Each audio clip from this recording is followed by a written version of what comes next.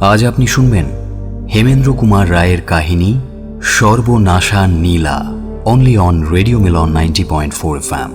Do like, share and subscribe our YouTube channel for more audio stories and press the bell icon for notification. আজকের গল্পে অভিনয় করেছেন দীপক, অভিক, অপূর্ব, রীতি এবং সায়ন। নাট্যরূপ দান চিন্ময়। Poster illustration অপূর্ব। সমগ্র পরিচালনা এবং ধ্বনি পরিকল্পনা সায়ন। শুরু হচ্ছে হেমেন্দ্র কুমার রায়ের কাহিনী সর্বনাশা নীলা।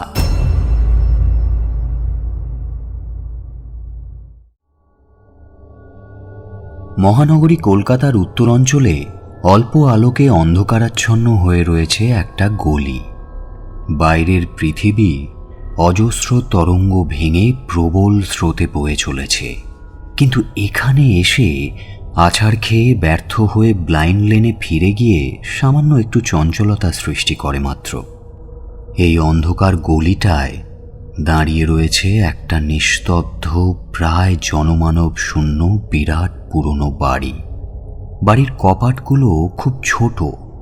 দরজাটা খুললেই মনে হয় কোনো এক ক্ষুধার্ত ছিদ্র বোধহয় লোলুপ কামনায় হাঁ করে সবকিছু নিজের দিকেই আকর্ষণ করতে চাইছে। নিচের নিস্তব্ধ স্যাঁতস্যাঁতে ঘরের জমাট বাঁধা অন্ধকার যেন পাতালপুরীর দুর্গম সুড়ঙ্গ পথের দরজা। জনমানবের কলরব মুখর সন্ধ্যার কলকাতা এই অন্ধকার গলিতে ওই বোবা দরজার চৌকাঠে যেন হোঁচট খেয়ে পড়ে মারা গেছে। বাড়িখানা দোতলা, নিচের ঘরে কেউ থাকে না। ওপরে যদিও বা কেউ থাকে, তাকে বাইরে থেকে দেখা যায় না। দোতলায় ভেতরের দিকে একটা সাজানো গোছানো হলঘর। একটা দেওয়াল ঘড়ির একটানা টিকটিক শব্দ অবিশ্রান্ত সময় গতির সূচনা দিচ্ছে মাত্র। এই সমস্ত মূর্ছা যাওয়া আবরণের মধ্যেও কোথাও যেন একটা প্রাণ আছে। ওই টিকটিক একটানা শব্দ তারই অস্তিত্বের স্পন্দন। ঘরের প্রতিটি টেবিল, চেয়ার, আয়না, আলমারি, ড্রয়ার, দেরাজ, সমস্ত আসবাবপত্রে কত জটিল ষড়যন্ত্র, কূটনৈতিক চক্রান্ত, অসংখ্য সাপের মতো কুণ্ডলি পাকিয়ে জড়িয়ে রয়েছে প্রতিটি চেয়ারের হাতলে, প্রতিটি আসবাবের রন্ধ্রে রন্ধ্রে, পরতে পরতে। কত গভীর উদ্দেশ্য তার নিষ্ঠুর সংকল্পে এই বদ্ধ ঘরে চাপা আক্রোশে যে ফেটে বাইরে বেরোতে চাইছে। ঘরের নির্বাক কড়িবর্গা, জানালা, দেওয়াল ছাড়া সেই সাক্ষী কেউ দিতে পারবে না। ঘরটা অন্ধকার, পিচের মতো গভীর অন্ধকার। হঠাৎই মনে হলো মানুষের শ্বাস প্রশ্বাসের শব্দ যেন শোনা যাচ্ছে। সত্যি মানুষ তো, নাকি অন্ধকার নিঃশ্বাস ফেলছে, নাকি অন্য কিছুর অস্তিত্বের ইশারা? মেঝের ওপর একটা জুতোর শব্দ শোনা গেল।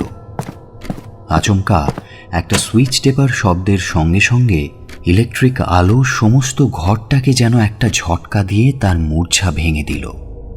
একজন উৎকণ্ঠিত মানুষ ভ্রু দুটো কুঁচকে দেওয়াল ঘড়ির দিকে তাকালেন।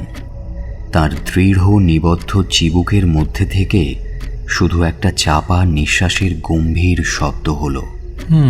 তারপর তিনি রেডিওর নবটার দিকে হাত বাড়ালেন।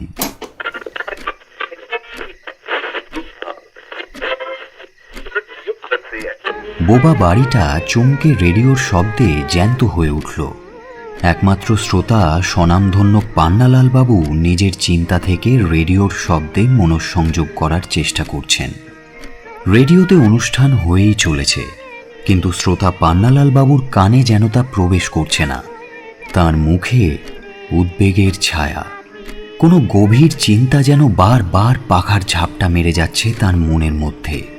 তিনি উৎকর্ণ হয়ে আছেন, তবু রেডিওর অনুষ্ঠান যেন তাকে আকর্ষণ করছেই না। উত্তেজিত পান্নালাল বাবু এবার উঠে দাঁড়ালেন। ঘরের মধ্যে পায়চারি করতে লাগলেন অধৈর্যভাবে। বন্ধ জানালাটা অল্প একটু ফাঁক করে একবার বাইরের দিকে তাকালেন উৎসুক দৃষ্টিতে। কি যেন পরীক্ষা করলেন। তারপর ফিরে এসে আবার বসে পড়লেন। সঙ্গীতানুষ্ঠান, পাশে রেডিও বেজে চলেছে। অতিষ্ঠ ও বিরক্তভাবে পান্নালাল বাবু নবটা ঘুরিয়ে রেডিও বন্ধ করে দিলেন। দুটি নীলা। নিজের মনে বললেন, না, এসব সেকেলে অনুষ্ঠান আর ভালো লাগে না, কিন্তু শেষের কথা দুটো বেশ ভালো লাগলো। দুটি আঁখি, দুটি নীলা।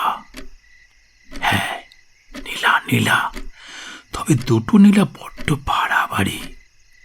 একটা নীলা পেলেই আমি বেঁচে যাই, শুধু একটা। কথাটা বলতে বলতে পান্নালাল বাবু কেমন যেন বিমর্ষ বিহ্বল হয়ে গেলেন। কোনো সুদূর দুর্গম বিভীষিকার চিন্তার মধ্যে যেন তার কল্পনা অভিযান করে। হঠাৎ দরজায় ধাক্কার শব্দ শুনে পান্নালাল বাবু যেন শিকারী বেড়ালের মতো সতর্ক ও তৎপর হয়ে উঠলেন। তার চোখ দুটো দপ করে জ্বলে উঠেছে। আর একবার শব্দ হতেই তিনি ভয়ে ভয়ে প্রশ্ন করলেন, কে? আমি সোহনলাল। ভেতরে এসো। ভেতরে এসে ঢুকলেন সোহনলাল। তীক্ষ্ণ দৃষ্টিতে পান্নালাল বাবুর মুখের দিকে তাকিয়ে কিছু যেন বোঝার চেষ্টা করলেন।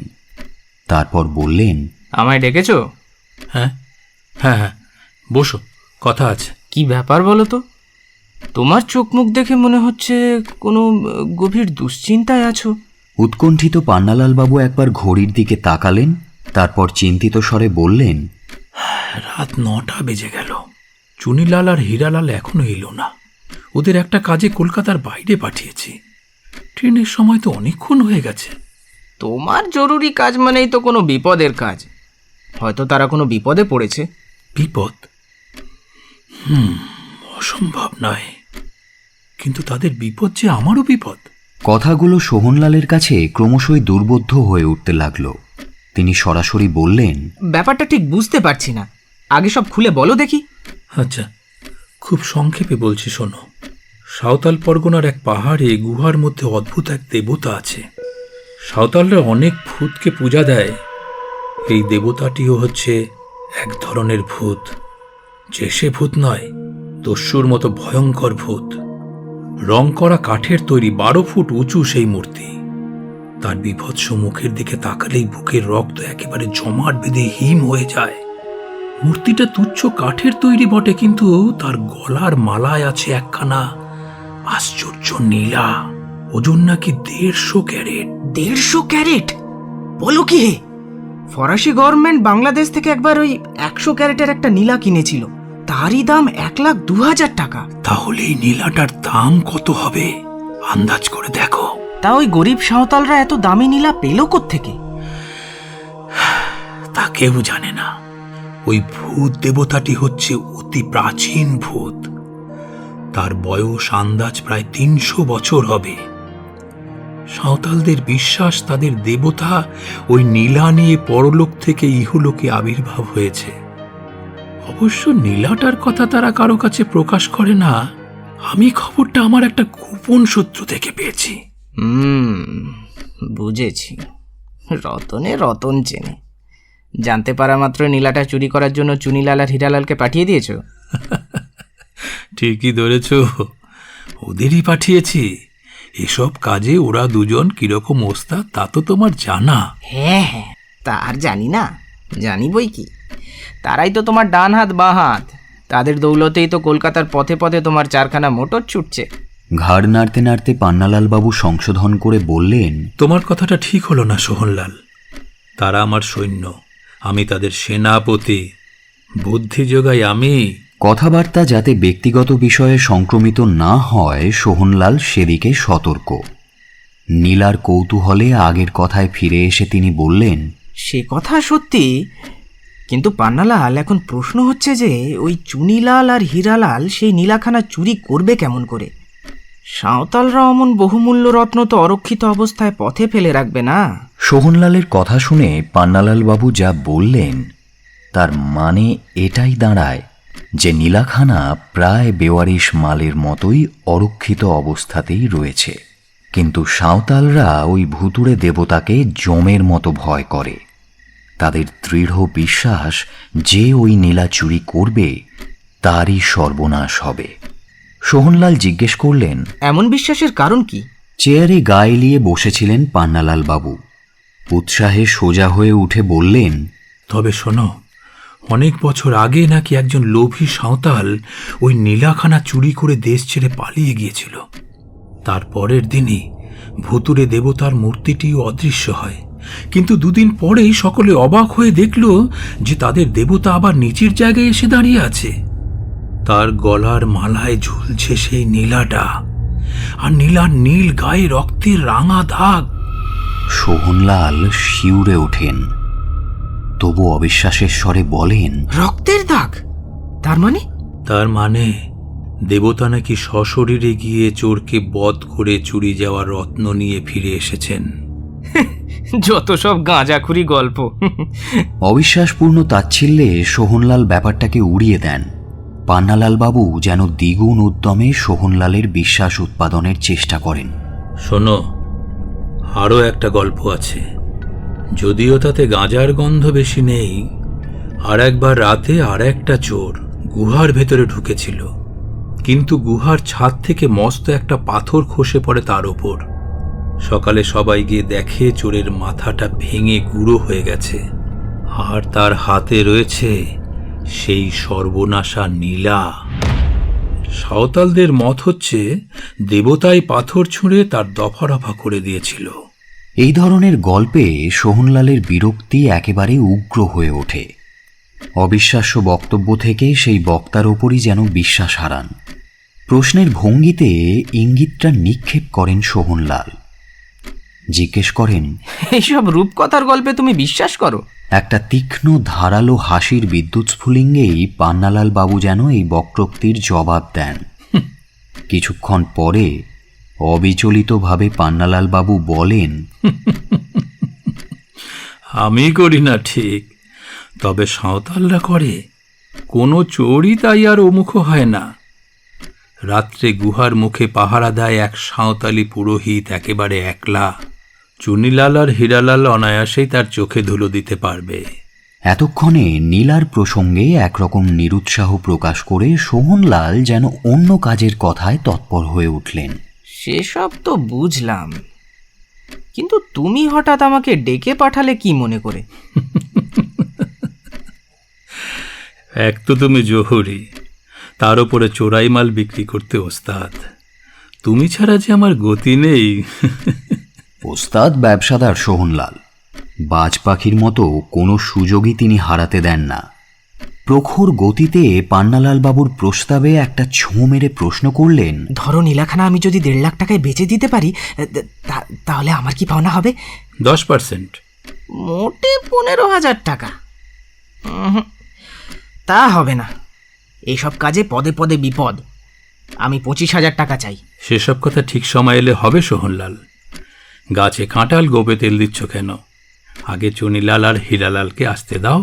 সোহনলালের লাভ করার লোভ তার ব্যবসাদারি সতর্কতাকেও ছাড়িয়ে গিয়েছে। হুঁশিয়ার পান্নালাল বাবুর কাছে তা উলঙ্গ নির্লজ্জতায় প্রকাশ হয়ে পড়েছে। পান্নালাল বাবুর ভর্ৎসনায় তিনি লজ্জিত তো হনই না, বরং সপ্রতিভভাবে যেন পান্নালাল বাবুর নীলাপ্রাপ্তির সম্ভাবনাকেই সন্দেহজনক ভঙ্গিতে দেখেন। বলেন, কিন্তু তারা কি আর আসবে? হয় তারা নীলা নিয়ে উধাও হয়েছে, না হয় কোনো বিপদে পড়েছে নিশ্চিত। খানিকটা উৎকর্ণ হয়ে পান্নালাল বাবু হঠাৎ বলে ওঠেন, এসে গেছে সোহনলাল, তোমার দুটো অনুমানের একটাও সত্যি নয়। সিঁড়ির ওপর আমি হীরালালের পায়ের শব্দ শুনতে পাচ্ছি। জয় মা কালী, জয় মা কালী। সিঁড়িতে পায়ের শব্দ শোনা গেল। ধনুকের ছেঁড়া ছিলার মতো পান্নালাল বাবু চেয়ার থেকে লাফিয়ে উঠে দরজার দিকে যেন ছিটকে গেলেন। তার পর মুহূর্তেই ঘরের দরজাটা খুলে গেল, আর ঝড়ের ঝাপটার মতো হীরালাল আছড়ে পড়ল ঘরের ভেতরে, একেবারে পান্নালাল বাবুর পায়ের কাছে। পান্নালাল বাবু এবং সোহনলাল বাবু তাকে ধরে তুলতে গেলেন। ভয়ার্ত এবং বিস্ফারিত চোখ দুটো কপালে তুলে কোনো রকমে হীরালাল উচ্চারণ করল, পান্নাবাবু, পান্নাবাবু, জল, জল। অজ্ঞান হীরালাল অসাড় নিষ্পন্দ হয়ে ভারী পাথরের মতো ওদের হাত থেকে নিচে লুটিয়ে পড়ল। সোহনলাল ছুটল জল আনতে। মাত্র কয়েক মুহূর্তের অবকাশ। তীব্র বিদ্যুতের গতিতে পান্নালাল বাবু হীরালালের হাতের মুঠো জামার পকেটগুলো সতর্ক ক্ষিপ্রতায় হাতড়ে খুঁজে দেখে নিলেন একবার। সোহনলাল জল এনে চোখে মুখে দিতে লাগলেন। পান্নালাল বাবু খুব সহজভাবেই বললেন, সেন্স নেই। চলো ধরাধরি করে একে শোয়ার ঘরের বিছানার ওপর নিয়ে চলি। মাথার কাছে টেবিল ফ্যানটা চালিয়ে দাও। ওর জ্ঞান না ফিরলে তো কিছুই বুঝতে পারছি না কি হয়েছে আর কি হতেই বা চলেছে। তবে এর মধ্যে যদি... কথাটা বলতে বলতে পান্নালাল বাবু তাড়াতাড়ি করে সামনের দরজাটা বন্ধ করে চাবি ঘুরিয়ে দিলেন। তারপর তাড়াহুড়ো করে টেবিলের ড্রয়ার থেকে দুটো রিভলভার বের করে কার্টিজগুলো একবার ঘুরিয়ে দেখে নিলেন এবং কোমরের দুধারে দুটোকে গুঁজে নিয়ে সোহনলালের সঙ্গে হীরালালকে ধরাধরি করে শোয়ার ঘরের দিকে এগিয়ে গেলেন। শোয়ার ঘরটা অপেক্ষাকৃত ছোট। বিছানায় পড়ে রয়েছে হীরালাল, আতঙ্কে আচ্ছন্ন জ্ঞানহীন অবস্থায়। তার মাথার কাছে বনবন করে ইলেকট্রিক টেবিল ফ্যান ঘুরছে। হীরালালের জ্ঞান ফেরার প্রতীক্ষায় তার দুপাশে দুটো চেয়ারে বসে রয়েছে নির্বাক পান্নালাল বাবু এবং সোহনলাল। তাদের চোখে মুখে একই উদ্বেগের কালো ছায়া। অবশেষে কিছুক্ষণ পরে হীরালাল চোখ মেলে চাইল। দৃষ্টিহীন শূন্য সে চাহনি। কোনো অদৃশ্য আতঙ্কের ভ্যাম্পায়ার যেন তার শরীরের সমস্ত রক্তটুকু শুষে নিয়ে তাকে একেবারে শুকনো ঘাসের মতো ফ্যাকাশে করে তুলেছে। তার সমস্ত চেতনা ফিরতেই সে আবার অস্থির হয়ে ওঠে। কোনো করাল নিয়তি তাকে যেন আবার অনুসরণ করছে। সে পালাতে পারছে না। কোনো এক অদৃশ্য আবদ্ধে সে যেন অবশ হয়ে গেছে। অসহায়ভাবে ঘন ঘন হাঁপাতে লাগলো হীরালাল। এরপর সে নিজের আশেপাশের অবস্থানটা একবার দেখে নিল এবং খানিকটা আশ্বস্ত হয়ে বলল, ও পান্নাবাবু, কি ব্যাপার হীরালাল, এত হাঁপাচ্ছ কেন? অনেক কষ্টে পালিয়ে এসেছি।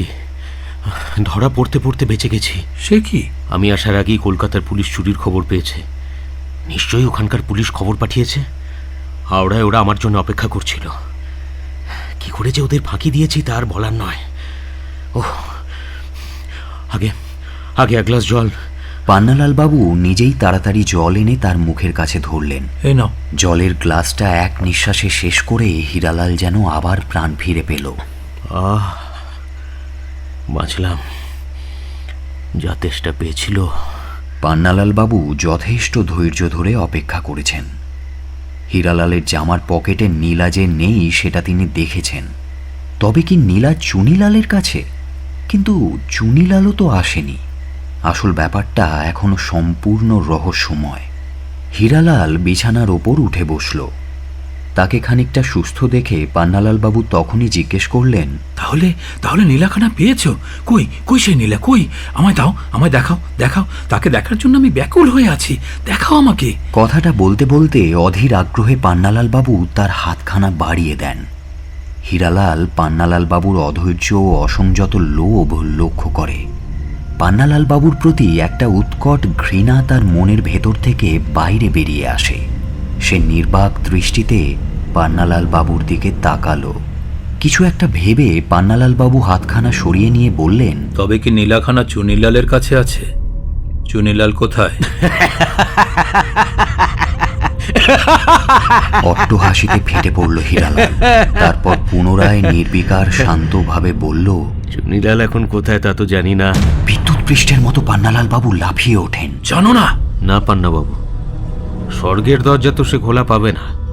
হয়তো এতক্ষণে সে নরকের দিকে যাত্রা করেছে। হীরালাল, হীরালাল, আমি হেয়ালি ভালোবাসি না। আমি আমি আগে জানতে চাই নীলাখানা পেয়েছো কি না? পেয়েছি পান্নাবাবু, পেয়েছি। তাহলে এবার সব খুলে বলো। নীলার কথা জানতে পেরে খানিকটা আশ্বস্ত হয়েই শেষের কথাগুলো শান্ত কণ্ঠে বললেন পান্নালাল বাবু। হীরালাল বলল, তাহলে শুনুন, কাল অমাবস্যার রাত গেছে। ঘুরঘুটে অন্ধকারে গা ঢেকে আমরা দুজনে গুহার দরজার কাছে গেলাম। চারিদিকে একেবারে নিঝুম। গাছের পাতাগুলো পর্যন্ত যেন নিথর নিস্তব্ধ। তারই মধ্যে শোনা যাচ্ছে শুধু গুহার দরজায় সাঁওতালি পুরুতের নাক ডাকার আওয়াজ। চুনিলাল এক লাফে তার উপর ঝাঁপিয়ে পড়ল। পুরুতের গলা টিপে ধরে জন্মের মতো তার নাক ডাকা বন্ধ করে দিল। তারপর আমরা দুজনে গুহার ভেতর ঢুকলাম। ঘুটঘুটে অন্ধকার গুহা। ঢুকেই কেন জানি না আমাদের গা ছমছম করতে লাগলো। চুনিলাল তো এগোতেই চায় না। আমার গুঁতো খেয়ে তবেই সে এগিয়ে গেল। কিন্তু টর্চ জ্বেলেই দেখলাম সেই ভীষণ ভূত দেবতার ভয়ঙ্কর মুখে দুটো ট্যাব ট্যাবে আগুনের চোখ তপতপ করে জ্বলছে। এতক্ষণ সোহনলাল নীরব শ্রোতা হিসেবে এদের কথোপকথন শুনছিলেন। এবার জোর দিয়ে বলে উঠলেন, অসম্ভব, কাঠের মূর্তির চোখ জ্বলবে কেমন করে? পান্নালাল বাবুও সোহনলালের মতো অবিশ্বাসের সুরে বলে ওঠেন, না না, ও ভয়ে তোমরা কি দেখতে কি দেখেছো? হ্যাঁ, হতেও পারে। তারপর শুনুন পান্নাবাবু, সেই মূর্তিটা প্রচণ্ড উঁচু, তার গলা আমাদের নাগালের বাইরে। চুনিলাল ভয় কাঁপতে কাঁপতে আমার কাঁধের উপর চড়ে মূর্তির গলার হাড় থেকে কোনো রকমের নীলাখানা পেড়ে নিল, কিন্তু পরের মুহূর্তেই ভয়ানক চেঁচিয়ে উঠে আমার কাঁধ থেকে ছিটকে পড়ে গেল। টর্চের আলো ফেলে দেখি চুনিলাল মাটির উপরে ছটপট করছে, আর তার পাশে পড়ে রয়েছে নীলাখানা। মূর্তির দিকে তাকিয়ে দেখি তার গা বেয়ে মস্ত একটা সাপ ফোঁস ফোঁস করে নেমে আসছে। আমি আর দাঁড়ালাম না, নীলাখানা তুলে নিয়ে তীরের মতো ছুটে পালিয়ে এলাম। কথাগুলো বলতে বলতে হীরালাল উত্তেজনায় জোরে জোরে শ্বাস ফেলতে লাগলো। সে পান্নালাল বাবু এবং সোহনলালের দিকে একবার তাকিয়ে সেই ভয়াবহ দৃশ্যের স্মৃতি রোমন্থন করতে থাকে। একটা দীর্ঘশ্বাস ফেলে বলে ওঠে, ওহ, নরকে যাক চুনিলাল, সেই নীলাখানা কোথায়? এখনই দাও সেই নীলাটা আমার হাতে, আমি সেটা এখনই চাই। নীলাখানা হীরালালের কোঁচার খুঁটে বাঁধা ছিল, পেটের কাছে অতি সাবধানে গোঁজা। সেটা খুলতে খুলতে হীরালাল বলল, এই নিন আপনার নীলা। হীরালালের হাত থেকে একরকম প্রায় ছোঁ মেরে নীলাখানা নিয়ে পান্নালাল বাবু নীরবে অনেকক্ষণ ধরে উল্টে পাল্টে দেখতে লাগলেন। দেখতে দেখতে কেমন যেন হারিয়ে গেলেন তিনি, ভুলে গেলেন সমস্ত উত্তেজনা, আতঙ্ক, বিভীষিকা সব কিছু। হীরালালের বীভৎস কাহিনী তার কাছে যেন কোনো স্বপ্নের গল্প হয়ে গেছে। তাছাড়া চুনিলালের মৃত্যু, হীরালালের পেছনে পুলিশ ধাওয়া করা, বর্তমানে তাদের আসন্ন বিপদের সম্ভাবনা, সমস্তই যেন তিনি বিস্মৃত হয়েছেন। অপলক নেশাতুর দৃষ্টিতে তিনি চেয়ে আছেন নীলাটার দিকে। এই কি নীলার সম্মোহন? এই মোহের পথেই কি নীলা মানুষের লোভী জীবনে ডেকে আনে সর্বনাশ? কে জানে। সোহনলালও আগ্রহের বশে ঝুঁকে পড়ে দেখছিলেন নীলাখানা। মুগ্ধ স্বরে উচ্ছ্বসিত হয়ে ওঠেন তিনি।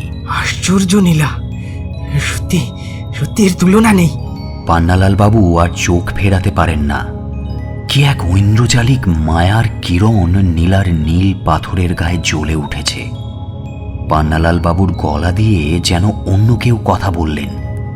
নীলার সৌন্দর্যে আচ্ছন্ন হয়ে সম্পূর্ণ অভিভূত আবেগে তিনি বলে উঠলেন, আহা, আশ্চর্যই বটে।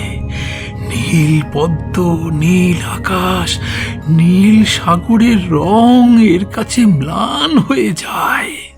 ওস্তাদ ব্যবসাদার সোহনলাল স্বাভাবিক অবস্থায় ফিরে এসে বললেন, তোমার কবি প্রতিভা এখন তুলে রাখো পান্নালাল, নীলাখানা আমার হাতে দাও, ওর কত দাম হয় দেখি। মোহাচ্ছন্ন পান্নালাল বাবু যেন উন্মাদ অপত্য স্নেহে নীলাখানা বুকে চেপে ধরে বলে ওঠেন, আমার আর এ নীলা বিক্রি করার ইচ্ছে নেই। সোহনলাল আর হীরালাল দুজনেই বিস্ময় বিস্ফারিত চোখে চেয়ে থেকে পান্নালাল বাবুর অদ্ভুত কথাটা বোঝার চেষ্টা করে।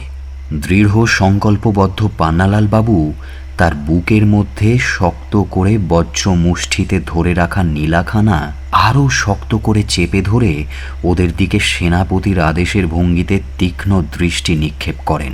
সে কি, আমার 25,000 টাকা মাঠে মারা যাবে? ওই নীলানা বিক্রি করলে আমার টাকা দেবে কে? ওর জন্য চুনিলাল মরেছে, আমিও জমের দৌড় থেকে ফিরে এসেছি। তোমাকে আমি 3,000 টাকা বকশিস দেব। 3,000 টাকা? ওই নীলাটার দাম কত হবে সোহনলাল বাবু? তা প্রায় 1,50,000 ধরে নাও।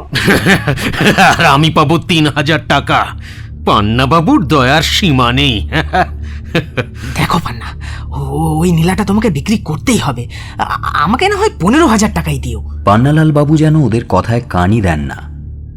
ক্রমাগত তার অন্তরের গভীর থেকে সমস্ত চিন্তা, সংকল্প, দেহের প্রতিটি স্নায়ুতন্ত্র সমস্তই কঠিন থেকে একরকম পৈশাচিক নির্মমতায় যেন রূপান্তরিত হয়। অদম্য অধৈর্য তখন প্রচণ্ড বিস্ফোরণে তার নিষ্ঠুর আত্মপ্রকাশ প্রত্যক্ষ করতে চায়। তবু নিজেকে সংবরণ করে নেন পান্নালাল বাবু। দৃঢ় গাম্ভীর্যে তিনি উঠে দরজার দিকে এগিয়ে যান। ওরা দুজনেও পান্নালাল বাবুর পেছনে উঠে দাঁড়ায়। পান্নালাল বাবু চলে যাচ্ছেন দেখে সোহনলাল বলেন, পান্না, তোমার টিকি আমার কাছে বাঁধা। জানো আমি তোমার কি সর্বনাশ করতে পারি? উত্তেজনায় অতিষ্ঠ হয়ে হীরালাল ঝট করে পান্নালাল বাবুর বাঁ হাতটা ধরে ফেলে বলে, পান্নাবাবু, আমিও ওই নীলার সমান ভাগ চাই। ধৈর্যের শেষ সীমায় পৌঁছে গেছেন পান্নালাল বাবু। কোনো অদৃশ্য নিয়তি যেন এক দুরন্ত ক্ষিপ্রতায় তাকে ঠেলে দেয় এক চরম সিদ্ধান্তের পথে। দু চোখে আগুনের ঝিলিক খেলে যায় পান্নালাল বাবুর। সোহনলাল করবে আমার সর্বনাশ, আর হীরালাল চাইছে সমান ভাগ। তাহলে আমার জবাব হচ্ছে, কথাটা বলার সঙ্গে সঙ্গে কোমর থেকে রিভলভারটা বের করে দুটো গুলি চালালেন পান্নালাল বাবু। দুটো জ্বলন্ত বুলেটই দুজনের দাবি ঠান্ডা করতে যে যথেষ্ট, পান্নালাল বাবু তা জানেন। সোহনলাল আর হীরালাল আর্তনাদ করে মাটিতে লুটিয়ে পড়ল। পান্নালাল বাবু একটা পৈশাচিক নির্মমতায় হেসে ওঠেন। নিজের মনেই বলে ওঠেন, ইনি করবেন আমার সর্বনাশ, আর উনি চান সমান ভাগ। অবজ্ঞা ভরে আরো কিছু বলতে যাচ্ছিলেন পান্নালাল বাবু, কিন্তু হঠাৎ তার যেন কণ্ঠ রোধ হয়ে গেল। বাড়ির দরজায় একখানা মোটর এসে দাঁড়ালো। চমকে উঠে পান্নালাল বাবু বলেন, কার মোটরের শব্দ? নিচের সদর দরজায় টোকা মারার শব্দ পান্নালাল বাবুর কানে এসে পৌঁছল। হঠাৎ নিচ থেকে তিনি একটা চিৎকার শুনতে পেলেন, দরজা খোলো। পান্নালাল বাবু সতর্ক হয়ে জানালাটা একটু ফাঁক করে কিছু যেন অনুমান করার চেষ্টা করলেন। তবে জানালা খুললেও বাড়ির ঠিক নিচে কিছুই দেখা যায় না, শুধু কিছু অস্পষ্ট কথার আওয়াজ দরজা শোনা খোলো, যাচ্ছে। না হলে আমরা দরজা ভেঙে তিনি ফেলবো। সভয়ে মনে মনে বলে ওঠেন, পুলিশ! সদর দরজায় লাথির পর লাথির শব্দ শোনা যাচ্ছে, আর সেই সঙ্গে পান্নালাল বাবুর চেতনার উপরে কেউ যেন একটা ভারী বিভ্রান্তির প্রলেপ লেপে দিচ্ছে। সমস্ত ঘরের বাতাস যেন প্রতিধ্বনিত করে ক্রমশ বাড়িয়ে তুলছে গম্ভীর, বিকট এবং তীব্র কণ্ঠস্বর। কোথায় যেন একটা পৈশাচিক অট্টহাসি তার হাসির শব্দে পান্নালাল বাবুর সমস্ত সত্তাকে আচ্ছন্ন করে ফেলতে চায়। উদ্ভ্রান্ত স্বরে তিনি চিৎকার করে ওঠেন, ওকে, ওখানে কে এমন করে আসছে? দরজায় লাথির শব্দ এবং ওই বিকট অট্টহাসি যেন আরো কাছে, আরো জোরে, আরো নিষ্ঠুরভাবে তাকে ঘিরে ফেলেছে। পান্নালাল বাবু ছিটকে বাড়ির ভেতরের দিকের দরজা দিয়ে ঊর্ধ্বশ্বাসে সেই ঘর থেকে বেরিয়ে গেলেন। জীবনের বহু মারাত্মক অভিজ্ঞতা থেকে সোহনলাল এবং হীরালাল ভালো করেই জানে যে তাদের দুর্ধর্ষ জীবনের ইতি একদিন এমন করেই টানতে হবে। তবু পৃথিবী থেকে বিদায় নেওয়ার আগে পান্নালাল বাবুর বিশ্বাসঘাতকতার প্রতিশোধ নেওয়া যেন তাদের কর্তব্য। আসন্ন মরণের যন্ত্রণার থেকেও তীব্র প্রতিশোধ নেওয়ার কামনা, সেই কামনা তাদের সারা দেহের পেশিতন্ত্র কাঁপিয়ে তুলছে। সোহনলালের রক্তাক্ত দেহ তখনও ছটফট করছে, কিন্তু হীরালাল সম্পূর্ণ মৃত। হঠাৎ তার দেহ যেন নড়ে উঠল খানিকটা। পাখি আকাশে উড়ে যাওয়ার আগে তার আশ্রয়ের শাখায় যেমন দোলা লাগে, ঠিক সেই রকম। কিন্তু হীরালালের প্রাণভোমরা তার দেহের আশ্রয় ছেড়ে শূন্যে পাখনা মেলার কোনো লক্ষণই দেখালো না, বরং তীরের তীক্ষ্ণ ফলার লক্ষ্যভেদের মতো তার বন্ধ চোখ দুটো ধীরে ধীরে খুলল। চারিদিকটা একবার চোখ বুলিয়ে চিরকালের অভ্যেস মতো পরিহাসের ভাষায় বলল,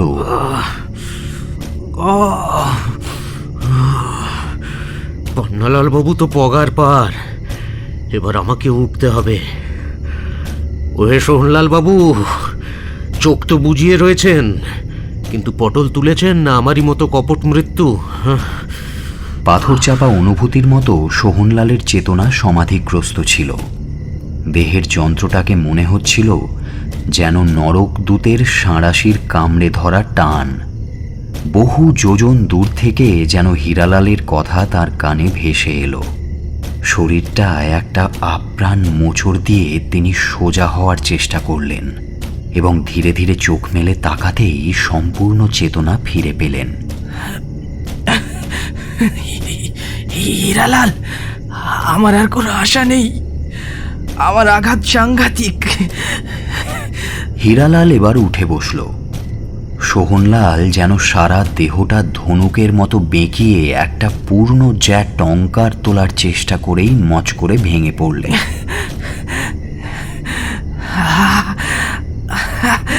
মরে গেলাম, বড় যন্ত্রণা হচ্ছে, কঠিন যন্ত্রণা। কিছুক্ষণ নিষ্পন্দ থেকে আবার মাথা তোলেন সোহনলাল। আহত সাপের ফোনা তোলার মতো লাল চোখ দুটো ঠিকরে বেরিয়ে এসে একটা অস্পষ্ট ভাষায় বলেন, কিন্তু কিন্তু শয়তান পান্না কি পালাতে পারবে? খুব পারবে। বাড়ির পেছন দিকে একটা গোপন দরজা আছে। পুলিশ সদরে যেরকম লাথির পর লাথি চালাচ্ছে, আমাকেও এখনই সেই পথ অনুসরণ করে যেতে হবে। হীরালালের আঘাত গুরুতর নয়, গুলি তার বাঁ হাত ছুঁয়ে বেরিয়ে গেছে। সে তার জীবন নিয়ে এখনো নিরাপদে পালাতে পারবে এটা বুঝতে পেরে সোহনলাল অস্বাভাবিকভাবে আশ্বস্ত হয়ে উঠলেন। কিন্তু হীরালালকে উঠতে দেখে অসহায়ভাবে তিনি অনুরোধ করলেন, না না না হীরালাল, যেও না, যেও না হীরালাল। হীরালাল তার এই কাতর নিষেধাজ্ঞার কোনো অর্থ খুঁজে পায় না। তার মাটিতে লুটিয়ে পড়া রক্তাক্ত দেহের দিকে তাকিয়ে সে মনে মনে হেসে উঠল।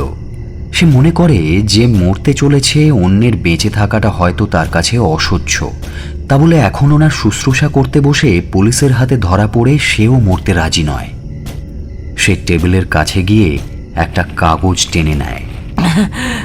এখনই এখনই যেও না হীরালাল, শোনো, আমার মাথার কাছে মৃত্যু দাঁড়িয়ে রয়েছে, কিন্তু মরার আগে আমি শুনে যেতে চাই তুমি ওই বিশ্বাসঘাতকতার প্রতিশোধ নিতে পারবে কিনা।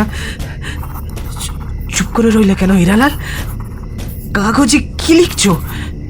আপনি বলার আগে আমি প্রতিশোধের ব্যবস্থা করেছি। এতক্ষণে হীরালাল বুঝতে পারে সোহনলাল কেন তাকে ছাড়তে চায় না। এতক্ষণে তার যেন সোহনলালের প্রতি মায়া হয়, শ্রদ্ধা জাগে। মৃত্যুর যন্ত্রণা এদের যদিও বা সহ্য হয়, প্রতিহিংসা চরিতার্থ না হওয়ার জ্বালা বোধ হয় একেবারেই সহ্য হয় না। এই স্বভাবের জন্যই হীরালাল সোহনলালের প্রতি সহানুভূতি দেখাতে পারে। সোহনলালের কাছে একটা চেয়ার টেনে নিয়ে সে একটু বসে, সতর্কভাবে খেয়াল রাখে বাইরে পুলিশের দরজা ভাঙার আওয়াজের দিকে। হীরালাল, আমার চোখের চারিদিকে ঝাপসা হয়ে আসছে। তাড়াতাড়ি বলো, তাড়াতাড়ি বলো, কি ব্যবস্থা করেছো? শুনুন তবে, পান্নাবাবু নিশ্চয়ই তার স্ত্রীর কাছে গেছে। কাগজে সেই ঠিকানা লিখে পুলিশের জন্য টেবিলের উপর রেখে গেলাম। ওই ঠিকানা আমি ছাড়া আর কেউ জানে না।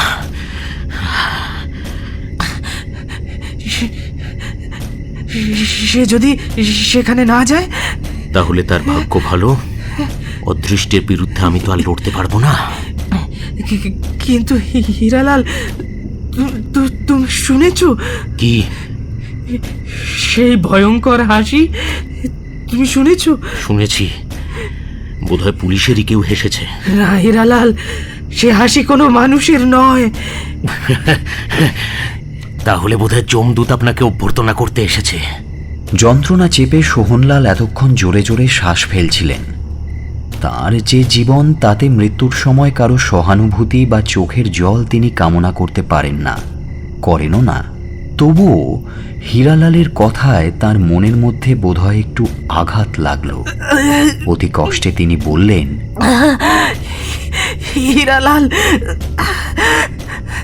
যন্ত্রণায় আমার জীবন যাচ্ছে। মরার সময় তুমি আমাকে ভয় দেখাচ্ছ না ঠাট্টা করছো? ঠাট্টা করছি সোহনলাল বাবু। আমাদের কাছে জীবন মরণ দুটোই যে মস্ত বড় ঠাট্টা। যে ব্যবসায় নেমেছি, আমাকেও যেভাবেই মরতে হবে।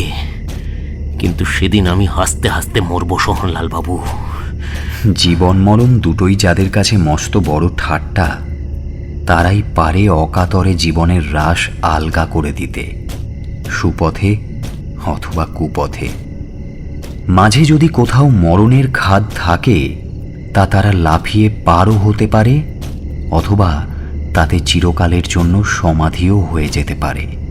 হীরালালের দস্যু জীবনে এখানেই মনে হয় সে এই চরম সত্যিটা উপলব্ধি করতে পেরেছে। পরিণাম না ভেবে সে এ পথে আসেনি। মৃত্যুর আশঙ্কা তার চলার পথে বহুবার পূর্ণচ্ছেদের মতো মাথা তুলে দাঁড়িয়েছে। সে তার সতর্ক উপস্থিত বুদ্ধিতে বারবার সেটা এড়িয়ে এসেছে, আর মনে মনে হেসেছে জীবনের প্রতি, মৃত্যুর প্রতি। একটা পরিহাসের হাসি। তাই হীরালাল যখন বলে সে হাসতে হাসতে মরবে, তখন মনে হয় না সে খুব একটা কিছু বাড়িয়ে বলছে। কিন্তু সোহনলাল, তিনি তো মৃত্যুর সামনে এসে দাঁড়িয়েছেন। তিনি কি ভাবছেন? আমার দম বন্ধ হয়ে আসছে।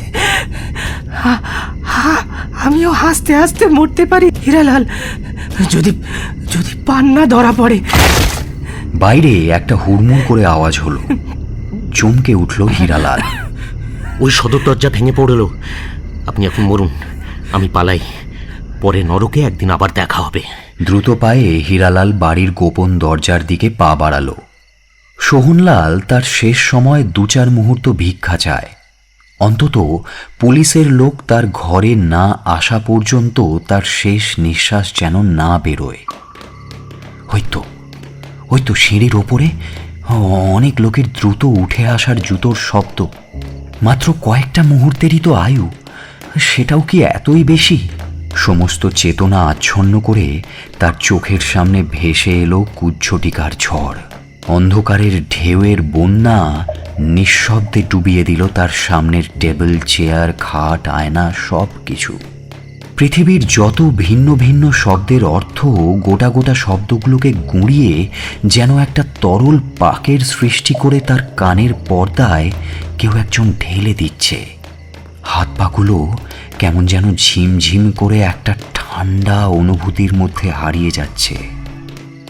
সোহনলালের সারা অস্তিত্ব কোনো অদ্ভুত আকর্ষণে চেতনার নিরন্তর অতলে নিঃশব্দে তলিয়ে যাচ্ছে। তিনি নিজেকে ভাসিয়ে রাখতে চান। জীবনের শেষ সময়ে এসে তিনি আরও 2-1 মুহূর্তের আশ্রয় পেতে চান। তাহলেই তিনিও হীরালালের কথা মতো হাসতে হাসতেই মরতে পারবেন। পুলিশের লোক প্রায় উঠে এসেছে। তাদের কথাবার্তার আওয়াজ যেন শব্দের সারি দেওয়া সাপের দল। দুর্বার হিংস্রতায় ফোনা উঠিয়ে সিঁড়ি বেয়ে যেন উঠে আসছে ধীরে ধীরে। দরজায় ধাক্কা দিয়ে ঘরের মধ্যে দমকা হাওয়ার মতো ঢুকলেন পুলিশ ইন্সপেক্টর। ঢোকার সঙ্গে সঙ্গে আচমকা থমকে ইন্সপেক্টর বলে ওঠেন, এ কি? ঘরের ভেতরে যে রক্তারক্তি কাণ্ড! কে আপনি? আপনি কে? নিভে যাওয়ার আগে যেন একবার জ্বলে ওঠেন সোহনলাল। সমস্ত শক্তি গলায় এনে ক্ষীণ স্বরে টেনে টেনে বলেন, আমার পরিচয় দেওয়ার সময় নেই। আসামি পান্নালাল আমাকে মেরে গুপ্ত দরজা দিয়ে পালিয়েছে। ওই যে টেবিলে তার ঠিকানা।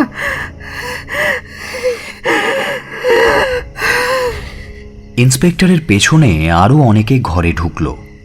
ভেতরের দৃশ্য দেখে সকলেই হতভম্ব।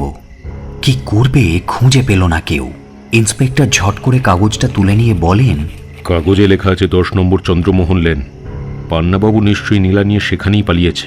সোহনলাল শুধু এটুকু শোনার জন্যই তার শেষ শক্তি দিয়ে যেন তার শেষ নিঃশ্বাসটুকু আটকে রেখেছিলেন। প্রতিহিংসার চরম চরিতার্থতায় তার দুর্বল মুখেও যেন একটা ক্ষীণ হাসির অতি সূক্ষ্ম রেখা খেলে গেল।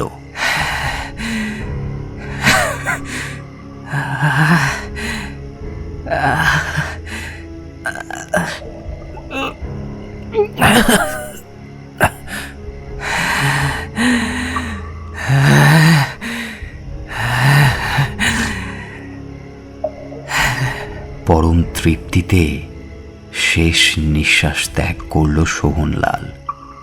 স্যার, লোকটা মনে হয় মরে গেল। মরুগ্গে, ভদ্রলোক বেশি গুন্ডা পান্নালাল বাবুর আড্ডায় কোনো সাধু লোক মরতে আসে না। কলকাতার আরেকটা আপদ দূর হলো, কিন্তু মরার আগে লোকটা আরও 2-1 কথা বলে গেলেই পারত। হ্যাঁ স্যার, এমন করে মরা বড়ই অন্যায়। এখন আমরা কি করব স্যার? মানে এই আড্ডার মালিক পান্নালালকে আমি জানি স্যার, কিন্তু তার দেখা পাবো কোথায়? চলো চলো, আগে 10 নম্বর চন্দ্রমোহন লেনে গিয়ে দেখা যাক।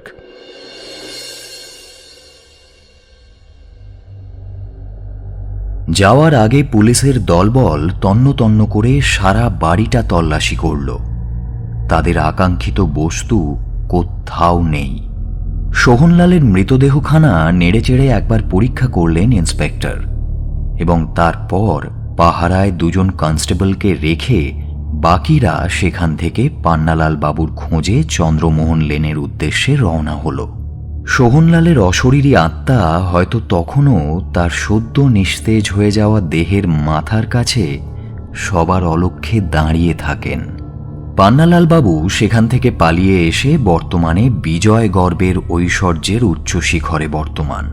তবু তিনি ভুলতে পারেন না তার দুর্ধর্ষ জীবনের এই প্রথম দুর্বলতার আতঙ্ক। এর আগে কখনো এমন হয়নি তার। মানুষের বিরুদ্ধে শত শত ষড়যন্ত্র করেছেন তিনি। জয় হোক বা পরাজয় হোক, দুর্বলতা তাকে কোনো দিন এমন করে ঘিরে ধরেনি। নির্মম মানসিকতায় তিনি পদক্ষেপ করেন এবং অব্যর্থ আঘাতে ছিনিয়ে নিয়ে আসেন মানুষের সতর্কে সঞ্চিত রাখা ধন সম্পদ। তার বিরুদ্ধে প্রতিপক্ষের প্রতিটি অভিযান বরাবরই তিনি ব্যাহত করেছেন। আজও তিনি শেষ পর্যন্ত তাই করলেন, কিন্তু সেই বিজয় গর্বের অনুভূতি আজ যেন তার মধ্যে নেই। এখনও তার মনের মধ্যে যেন প্রবল গাম্ভীর্যের সাথে আতঙ্কের কালো মেঘ জমাট বেঁধে বিদ্যুৎ নিক্ষেপ করে চলেছে। দুর্বল মস্তিষ্ক বিকারের মতো প্রতিটি ক্ষণে ক্ষণে পান্নালাল বাবু এখনও শিউরে উঠছেন। কানে এখনও বেজে চলেছে সেই অদৃশ্য অট্টহাসির প্রতিধ্বনি। চন্দ্রমোহন লেনে 10 নম্বর বাড়ির সামনের অংশ এত রাতেও আলোকিত। সরকারি রাস্তার গ্যাসের আলো এখানে সারা রাত্রি অন্ধকারকে আসতে দেয় না। বাড়ির ভেতরের অংশ অন্ধকার, শুধু ওপরের ঘরের একটা জানালার ফাঁক দিয়ে ক্ষীণ আলোর রেখা চোখে পড়ছে। ঘরের ভেতরে এবং বাইরে একটা নির্মল গৃহস্থ বাড়ির আবহাওয়া বিরাজ করছে। পাপের আতঙ্ক, লোভের উত্তেজনা কোনো কিছুই তখনও কলুষিত করতে পারেনি সেই ঘরের আবহাওয়াকে। কিন্তু পান্নালাল বাবু যেখানে আছেন, পান্নালাল বাবু যেখানে আশ্রয় নেবেন, পান্নালাল বাবু যেখানে সেই নীলার খবর গোপন রাখতে চাইবেন, সেখানকার নির্মল পবিত্র শান্তি কি নিরবিচ্ছিন্নভাবে বিরাজ করতে পারবে? নীলার মোহে পান্নালাল বাবু মুগ্ধ আর লোভে অন্ধ। এই নীলা তার পেছনে নিয়ে আসছে জ্বলন্ত আগুনের ফুলকি, আর সেই ফুলকি পুড়িয়ে ছারখার করবে সব কিছুকে, তবু শান্ত হবে না। 10 নম্বর চন্দ্রমোহন লেনের শান্ত কোমল গৃহস্থালির পরিবেশের হয়তো কোনো কিছুই নিষ্কৃতি পাবে না তখন। হয়তোবা সেই আয়োজনের আর বেশি দেরিও নেই, প্রায় সম্পূর্ণই হয়ে এসেছে। পান্নালাল বাবু হাঁপাতে হাঁপাতে বাড়ির মধ্যে ঢুকলেন, যেন জলে ডোবা কোনো জাহাজের নাবিক ডাঙায় এসে উঠল। অতল সমুদ্রের মাঝে কুল পেয়ে যেন নিজের মনে মনেই বলে উঠলেন, যাক, মানে মানে ভাড়া বোধহয় কেটে গেল। নিজের বাড়িতে এসে গেছি। এখানকার ঠিকানা একমাত্র হীরালালই জানত, কিন্তু কিন্তু সে তো আর কথা বলবে না। ওরে রামু! রামু এ সংসারের চাকর, সামনেই কোথাও ঘুমিয়েছিল। পান্নালাল বাবুর ডাক শুনে সাড়া দিল, আগে বাবু। গিন্নিমা কোথায়? আগে ওই শোয়ার ঘরে বাবু। আচ্ছা, তুই সদর দরজাটা বন্ধ করে দে। পান্নালাল বাবু সিঁড়ি দিয়ে দোতলায় উঠলেন। নিজের মনের সমস্ত ঝড় ব্যাকুলতা যতদূর সম্ভব চেপে রেখে সহজভাবেই তিনি একটা বন্ধ দরজা ঠেলে ঘরের ভেতর ঢুকলেন। পান্নালাল বাবুর স্ত্রী প্রভাদেবী আগেই ওনার গলা শুনেছেন, কিন্তু নিচে যাওয়ার প্রয়োজন মনে করেননি। এতক্ষণ যেমন খাটের ওপরে ছিলেন, তেমনি খাটের ওপরে গা এলিয়ে দিয়ে বুকের ওপর একটা বই খুলে পড়ার চেষ্টা করছিলেন। দাম্পত্য জীবনের প্রথম দিকেই তার এই শিক্ষা হয়েছে যে অহেতুক কৌতূহল যেন তিনি কোনোভাবেই না দেখান। তার স্বামীর রহস্যময় গতিবিধির প্রতি যেন তিনি কোনোভাবেই সন্দেহ না করেন। আগে হয়তো তিনি দুঃখ পেতেন, কিন্তু এখন অনেক দিনের অভ্যেসে পরিণত হয়েছে এটা, এবং সেটাই স্বাভাবিক হয়ে গেছে। তাই নিতান্তই সাংসারিক ব্যাপার ছাড়া অন্য কোনো কিছুতেই প্রভাদেবীর একটা নিষ্পৃহ অপ্রয়োজনীয় ভাব দেখা যায়, এবং এটা বর্তমানে তার স্বভাবে পরিণত হয়েছে। তবু আজ পান্নালাল বাবুকে তার অনেক কথা জানাতে ইচ্ছে করছে। তিনি এতক্ষণ যে মানসিক অবস্থায় কাটিয়েছেন তা তাঁর স্বামীকে না জানিয়ে তিনি থাকবেন কেমন করে। এতক্ষণ তিনি পান্নালাল বাবুরই অপেক্ষা করছিলেন, কিন্তু রাত 3টের আগে যে বাড়ি ফেরে না তাকে 11টার আগেই আশা করা মূর্খামি। কিন্তু সেই পান্নালাল বাবু সত্যিই এত আগে বাড়ি ফিরেছেন দেখে প্রভাদেবী মনে মনে একটু অবাক হলেন। কি মেজাজে যে পান্নালাল বাবু আসছেন কে জানে। প্রভাদেবী জানেন স্বামী আর যেখানে যাই করুন তার কাছে অন্তত তিনি সদয় এবং স্নেহপ্রবণ। প্রভাদেবীর বহু আদর আবদার তিনি সহ্য করেন, কিন্তু মাঝে মাঝে তাকে যেন ধরা ছোঁয়া যায় না। না, আজ সেই আশঙ্কা নেই। প্রভাদেবী দেখলেন পান্নালাল বাবু যেন একটু বেশি তাড়াতাড়ি সোজা তার কাছে উঠে এসেছেন। তার বুকের মধ্যে দুর্ভাবনার যে ভারী পাথর চেপে বসেছিল তা ক্রমশ নেমে যাচ্ছে। তিনি বইটা পাশে রেখে খাটের ওপর উঠে বসলেন। মুখে কৃত্রিম হাসি মাখিয়ে নিয়ে পান্নালাল বাবু ঘরে ঢুকেই বললেন, এই যে প্রভা, জেগে আছো? কি বই পড়ছ? ওই আর কি, বইটা তেমন ভালো লাগছে না। ভালো লাগছে না তবুও পড়ছো? উপায় কি বলো? ঘুম না এলে কুড়ি কাঠগোনার থেকে বই পড়া ভালো। পান্নালাল বাবু ধীরে ধীরে এগিয়ে আসেন। অনেকটা যেন অন্যমনস্কভাবেই একটা চেয়ার টেনে বসে পড়েন তার উপর। প্রভাদেবী তার মুখের চেহারা ও সাধারণ হাবভাব নিরীক্ষণ করতে করতে একটু অভিমানের সুরেই প্রশ্ন করেন, কিন্তু তোমার ব্যাপার কি বলো দেখি? রাত 11টা না বাজতেই তোমার আবির্ভাব। বন্ধুদের আসর বোধহয় জমল না? হঠাৎ এই প্রশ্ন কেন? তোমার মুখ দেখে।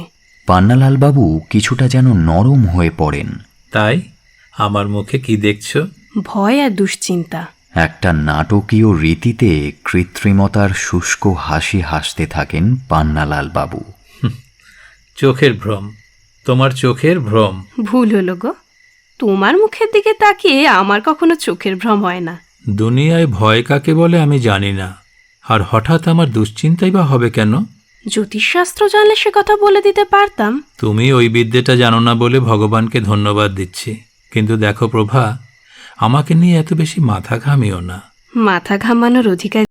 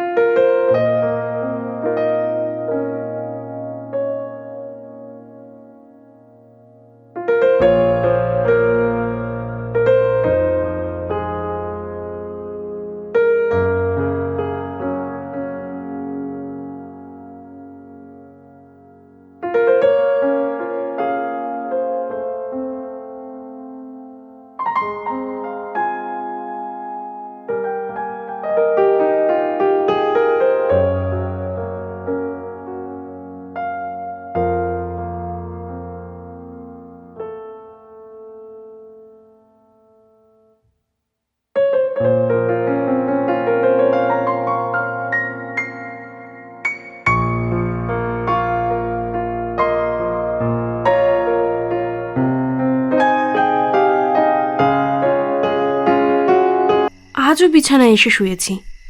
হঠাৎ শুনলাম পাশের ঘরে কে ঠক ঠক শব্দ করে ঘুরে বেড়াচ্ছে। কি বললে? পান্নালাল বাবুর সমস্ত শরীরের মধ্যে যেন একটা তড়িৎ প্রবাহ খেলে গেল। ঠক ঠক শব্দ করে? হ্যাঁ, ঠক ঠক ঠক, ঠিক যেন দুটো কাঠের পা ও ঘরে ঘুরোঘুরি করছে। কাঠের পা? হ্যাঁ, কাঠের পা। তারপর? আমি উঠে ও ঘরে গেলাম। দেখলাম দরজার শেকল বাইরে থেকেই তোলা ছিল, আর ঘরের ভেতরেও কেউ নেই। শব্দটা থেমে গেছে। দরজা বন্ধ করে আবার এই ঘরে এসে শুয়ে পড়লাম। একটু পরে আবার সেই শব্দ। আবার ও ঘরে গিয়ে দেখি কেউ নেই, আর শব্দটাও থেমে গেছে। আবার ঘরে চলে এলাম। কিছুক্ষণ পর আবার সেই চলন্ত কাঠের পায়ের শব্দ। এবার বলো, এরপরেও কারো চোখে ঘুম আসবে? পান্নালাল বাবু নিজেকে সামলে নেন। অন্তরের উত্তেজনা একেবারে গোপন করার চেষ্টা করেন তিনি। অন্তত প্রভার কাছে তিনি তার দুর্বলতা ধরা দিতে চান না। তিনি সমস্ত ব্যাপারটা উড়িয়ে দিয়ে বললেন, তোমার শোনার ভুল প্রভা। অসম্ভব। আচ্ছা বাবা, তাহলে হয়তো কোনো ইঁদুরের কীর্তি হবে। ও সন্দেহটা আমারও হয়েছিল, কিন্তু সে যে খুব ভারী পায়ের আওয়াজ, ঠিক যেন মস্ত বড় একটা দেহ ও ঘরে পায়চারি করে বেড়াচ্ছিল। ওটাই তোমার মনের ভ্রম। কই, এখন তো আর কোনো শব্দ হচ্ছে না। আলোচনাটা যেন তর্কের দ্বারা প্রমাণ সাপেক্ষ হয়ে দাঁড়ালো। প্রভাদেবী আর কোনো জবাব খুঁজে পান না। অতএব তাকে শেষ পর্যন্ত পান্নালাল বাবুর কথাতেই সায় দিতে হলো। সত্যিই তো, এখন কেন সে শব্দটা হচ্ছে না? তাহলে মেনে নিচ্ছি, আমারই হয়তো ভ্রম হয়েছে। প্রভাদেবীর কথায় পান্নালাল বাবু যেন কানই দেন না। তার দুশ্চিন্তায় ভরা মুখে ভয়ের ছাপ স্পষ্ট ফুটে উঠেছে। সেটা প্রভাদেবীরও দৃষ্টি এড়ালো না। অসতর্কভাবে তিনি বোধহয় আবার অন্যমনস্ক হয়ে পড়েছেন। কপাল কুঁচকে কি যেন ভাবতে ভাবতে আপন মনেই বলে উঠলেন, কি আশ্চর্য, আজ আমাদের দুজনেরই শোনার ভুল হচ্ছে। তুমি শুনেছ কাঠের পায়ের শব্দ, আর আমি শুনেছি বিকট অট্টহাসি। যে মানসিক উত্তেজনার বাঁধ পান্নালাল বাবু অন্তরের গভীরে জোর করে বেঁধে রাখতে চেয়েছিলেন, তা হঠাৎ প্রবল ঢেউ তুলে প্রভাদেবীর সামনে ভেঙে পড়ল। প্রভাদেবী আতঙ্কে শিউরে উঠে বললেন, অট্টহাসি? কখন? পান্নালাল বাবু যতটা সম্ভব তাড়াতাড়ি নিজেকে আবার সামলে নেওয়ার চেষ্টা করে বললেন, না না, কি বলতে কি বলেছে? হ্যাঁ, হাসি টাসি আমি কিছুই শুনিনি। এই দেখো, আবার তুমি রহস্যময় হয়ে উঠলে। পান্নালাল বাবু আর এ বিষয়ে কোনো কথা বলতে পছন্দ করলেন না। তিনি প্রভাদেবীকে বললেন, ঘুমাও, গিয়ে যাও। তার কথা শেষ হতে না হতেই কিসের একটা শব্দে চমকে উঠলেন তিনি। কিন্তু কিন্তু ও কি? প্রভাদেবী পান্নালাল বাবুর গা ঘেঁষে সরে এলেন। পাশের ঘরে আবার আওয়াজ হচ্ছে। কাঠের আওয়াজ আরো স্পষ্ট করে শোনা যাচ্ছে। প্রায় কাঁপতে কাঁপতে প্রভাদেবী বললেন, ওগো শুনছো? ওটা কি আমার শোনার ভুল, নাকি ইঁদুরের কীর্তি? আমি এখনই দেখে আসছি। এই বলে সম্পূর্ণ নিজের সাহসের ওপর ভর করে বেরিয়ে গেলেন তিনি। কোমরের বাঁ দিক থেকে বের করে আনলেন রিভলভারটা। সেফটি বাটনটা টিপে নিয়ে শক্ত মুঠোর মধ্যে সেটা উঁচিয়ে ধরে ঢুকলেন পাশের ঘরে। কাঠের পায়ের শব্দ তখন যেন কোন শূন্যে মিলিয়ে গেল। পান্নালাল বাবু দেখলেন সত্যিই সেই ঘরে কেউ নেই। সেখান থেকেই তিনি জিজ্ঞেস করলেন, প্রভা, এ ঘরে কেউ নেই? শব্দটা কি এখনো শুনতে পাচ্ছ? না। পান্নালাল বাবুর দুঃসাহসীর রক্তস্রোত চঞ্চল হয়ে উঠেছে। তিনি অবাক হলেও আতঙ্কের লেশ পর্যন্ত তার মনে এখনো নেই। কিন্তু কেমন যেন একটা অদমনীয় কৌতূহল জেগেছে সমস্ত ব্যাপারটা খোলাখুলিভাবে জানার জন্য। তিনি আবার বললেন, তুমি দরজা বন্ধ করে শুয়ে পড়ো প্রভা, আমি আজ এ ঘরেই থাকবো। প্রভাদেবীর সারা শরীর তখনও ভয়ে ছমছম করছে, তবু তিনি কোনো কথা বললেন না। অভিমান করা বৃথা। তার মূল্য পান্নালাল বাবুর কাছে হয়তো কোনোদিনই নেই। পান্নালাল বাবুর কথা মানেই আদেশ। প্রভাদেবীকে আজ এ ঘরে একলাই থাকতে হবে। তিনি জানেন বিপদে আপদে পান্নালাল বাবু যা ইচ্ছে করবে তা থেকে তিনি তাকে বিরত করতে পারবেন না। সুতরাং তিনি সশব্দে দরজাটা বন্ধ করে ভেতর থেকে ছিটকিনি তুলে দিলেন। তারপর বিছানার ওপর গড়িয়ে পড়ে আকাশ পাতাল নানান কথা চিন্তা করতে করতে একসময় ঘুমিয়ে পড়লেন।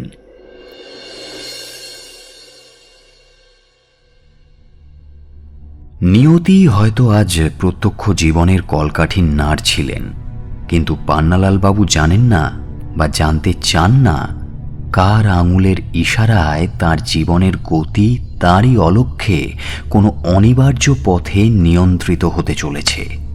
পাশের ঘরে ঢোকার পর পান্নালাল বাবুর কেমন যেন জেদ চেপে যায়। তিনি তার সমস্ত আতঙ্ক ঝেড়ে ফেলে প্রতিপক্ষকে যেন সম্মুখ সমরে আহ্বান করতে প্রস্তুত। সামনাসামনি যে কোনো প্রত্যক্ষ শক্তির বিরুদ্ধে দাঁড়াতে তিনি তিল মাত্র ভয় পান না, এ কথা একেবারে সত্যি। পুলিশকেও তিনি কোনো দিন পরোয়া করেননি। যে কোনো প্রতিকূল পরিস্থিতির মধ্যে তার কারসাজি পুলিশের চোখে ধুলো দিয়ে এসেছে। তবে আজ তার এত আশঙ্কা কিসের? অলৌকিক শক্তিতে তিনি বিশ্বাস করেন না। তবু তাঁর দুঃসাহসী আত্মচেতনার ভিত্তিমূলে হয়তো কোনো দুর্বলতার ছিদ্রপথ ছিল, আর তাই এই ক্ষণিকের বিভ্রান্তি ঘটেছে। অবশ্য আতঙ্কে আত্মহারা হওয়ার মতো উত্তেজনা তিনি এখনও অনুভব করেননি। তাই নিজের ঘরে ঢুকে যখন তিনি দেখলেন কোনো চলমান কাঠের মূর্তি কোথাও নেই আর শব্দটাও একেবারে থেমে গেছে, তখন ব্যাপারটা তিনি একেবারে উড়িয়ে দিতে পারলেন না। তিনি স্থির সংকল্পে ঘরের মাঝখানে একটি চৌকি টেনে নিয়ে বসলেন। এই রহস্যের একটা শেষ সমাধান আজই তিনি করে ছাড়বেন। মন কিন্তু ঘুরে ফিরে সেই একই চিন্তায় ডুবে যায়। সেই অট্টহাসি, এই কাঠের পায়ের শব্দ, সাঁওতালদের দেবতার সম্বন্ধে শোনা লোককথা। মনে মনে তিনি বলেন, সেই সাঁওতাল ভূত দেবতা, তার কাঠের মূর্তি নাকি সচল হয়ে পলাতক নীলাচোরকে হত্যা করে নীলা ফিরিয়ে আনে। নীলা চুরি করতে গিয়ে চুনিলাল মরেছে সাপের কামড়ে, কিন্তু হীরালাল নীলা নিয়ে পালিয়ে এসেছে। কাঠের ভূত তখন বাধা দিতে পারেনি। আর এটা তো জানা কথা, কাঠের মূর্তি কখনো জ্যান্ত হয়? পান্নালাল বাবু নিজেই নিজেকে বুঝিয়ে মনের সংশয় দূর করার চেষ্টা করেন। বিচার বিশ্লেষণের গণ্ডির বাইরে কোনো অলৌকিক ঘটনায় জন্ম সংস্কারের ফলে বুকের তলায় হয়তো সংশয় জাগে, হয়তো তার অপরাধী মন অসতর্কভাবে চমকে ওঠে, বিস্মিত হয়। কিন্তু কোনো ভুতুড়ে জনশ্রুতিতে তিনি সম্পূর্ণ বিশ্বাস কোনো দিনই করেন না। কিছুক্ষণ পর চারদিকে সতর্ক দৃষ্টি নিক্ষেপ করে তিনি দরজাটা বন্ধ করলেন এবং পকেট থেকে নীলাখানা বের করে ঘুরিয়ে ফিরিয়ে দেখতে লাগলেন। বসে বসে তিনি নীলার ঐশ্বর্য দেখছেন। নীল রঙের দীপ্তি চোখের সামনে মহা সমারোহে ফুটিয়ে তুলেছে কুহক বৈচিত্র্য। নীলার গা বেয়ে গড়িয়ে পড়ছে স্নিগ্ধ নীল রঙের কিরণ, যেন একটা নীল বরফের টুকরো। কত মানুষের লাল রক্তে স্নান করে এই নীলা আজও সম্পূর্ণ নীল। কত চোরের লোভ অসংযত হয়েছিল ওই নীল রূপের মায়ায়। ওই মোহিনী সৌন্দর্যে আকৃষ্ট হয়ে কত দস্যু প্রাণ নিয়েছে কত পুরোহিতের আর মন্দিরের রক্ষীর। কিন্তু এত করেও কোনো চোর বা কোনো দস্যু নীলার অধিকার পায়নি। পেয়েছে শুধু রহস্যময় মৃত্যুর অব্যর্থ অপঘাত। পান্নালাল বাবুর ষড়যন্ত্রে এবারেও চুনিলালের হাতে মন্দিরের পুরোহিত আর সাপের কামড়ে চুনিলালের প্রাণ গিয়েছে ওই নীলার জন্যে। ওই নীলার জন্যেই তাঁর রিভলভারের গুলিতে প্রাণ দিতে হয়েছে সোহনলাল আর হীরালালকে। এখন আর কেমন করে পান্নালাল বাবু কোন পথে ওই নীলার অধিকার থেকে বঞ্চিত হবেন? পুলিশ তো তাকে ধরতে আসেনি। হীরালালের অনুসরণেই ও বাড়িতে তারা হানা দিয়েছিল। পান্নালাল বাবুই যে নীলা চুরি করেছে এমন প্রমাণ তারা পাবে কোথায়?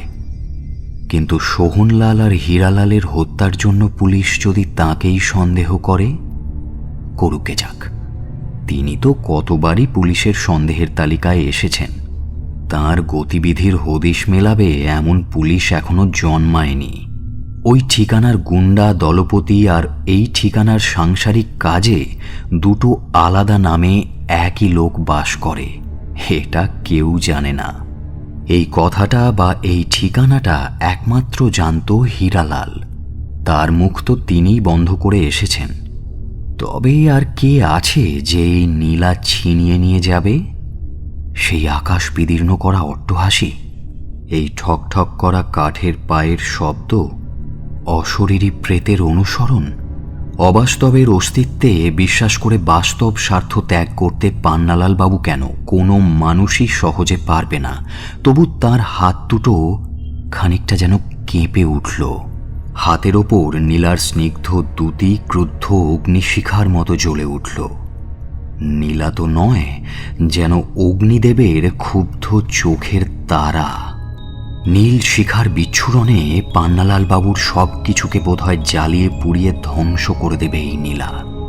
পান্নালাল বাবুর সারা দেহের শিহরণ তুলে শিরায় শিরায় যেন কোনো সরীসৃপের দল একসঙ্গে বিচরণ করে গেল। তিনি নীলাখানা আবার তার পকেটে রাখলেন। তারপর চৌকি থেকে উঠে ঘরের এদিক ওদিক পায়চারি করতে লাগলেন। চিন্তামগ্নভাবে নিজের মনের মধ্যেই প্রশ্ন করলেন, তাই তো, আজকের এসব ব্যাপারের অর্থ কি? কে তখন ওই অট্টহাসি আসলো? এই ঘরে মাঝে মধ্যে কাঠের পায়ে চলে বেড়াচ্ছেই বা কে? অনেকক্ষণ পান্নালাল বাবুর এইসব চিন্তাভাবনা করেই কেটে যায়। কোনো সমস্যারই তিনি কোনো সমাধান পান না। আর তাছাড়া এতক্ষণ পর্যন্ত কোনো ঠকঠক শব্দও শোনা যাচ্ছে না, কোনো অট্টহাসিও কেউ হাসল না। যত সময় যাচ্ছে এই দুই রহস্যের গুরুত্বও পান্নালাল বাবুর কাছে কমে আসছে। তিনি মনে প্রাণে বিশ্বাস করতে চান যে তার আশঙ্কা অযথা ভিত্তিহীন। তিনি কোনো মিথ্যে আতঙ্কের বিভীষিকায় এই অস্বস্তি ভোগ করছিলেন। ক্রমে ক্রমে তার মনটা হালকা হয়ে আসে। তার ইচ্ছে করে তার নিজের ওপরই হাসতে। তার মনের মধ্যে কেমন করে এত বড় দুর্বলতা বাসা বেঁধেছিল সেটাই তিনি এখনো বুঝে উঠতে পারছেন না। ঘরের বাতাসকে উদ্দেশ্য করে তিনি যেন কৌতুক ভরে বলে উঠলেন, ওহে বাপু কেঠভূত, তুমি আর একবার তোমার অট্টহাসি হাসো দেখি, আর একবার ঠক ঠক করে চলে বেড়াও দেখি। তুমি যদি সত্যিই থাকো, যদি জ্যান্ত হয়ে আমাকে দেখা দিতে পারো, তাহলে এখনই তোমার সাধের নীলা আমি তোমাকে ফিরিয়ে দেব। এই দেখো তোমার নীলা আমার পাঞ্জাবির ডান পকেটে রয়েছে। পারো তো জোর করে কেড়ে নাও।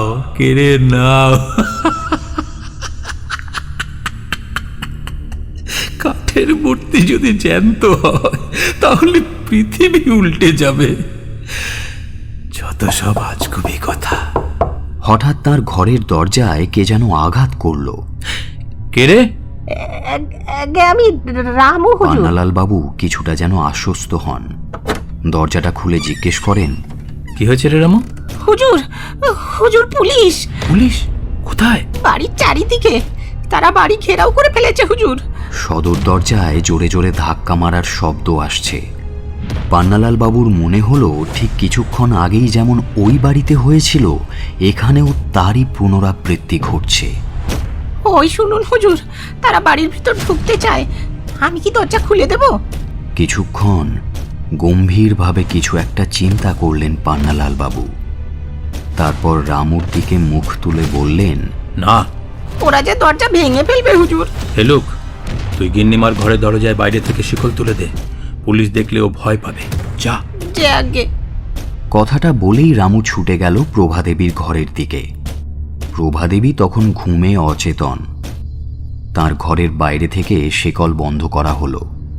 অবশ্য তিনি এসব ব্যাপারের বিন্দু বিসর্গও জানতে পারলেন না।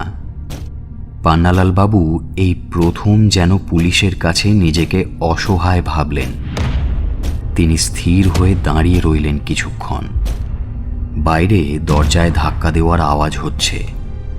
একটু ভাবার সময়ও যদি তিনি পেতেন, মনের মধ্যে এক একটা চিন্তা আকাশে বিদ্যুতের ঝলকের মতো সব দিক ক্ষণিকের আলোকে ভাসিয়ে দিয়ে অনন্ত অন্ধকারে ডুবিয়ে দিয়ে যাচ্ছে।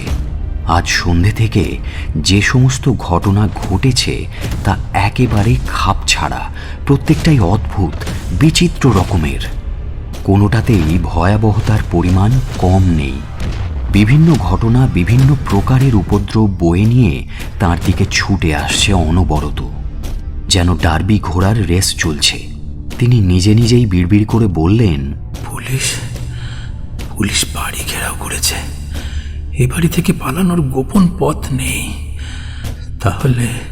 তাহলে আমার লীলা খেলা ফুরোনোর সময় হয়েছে।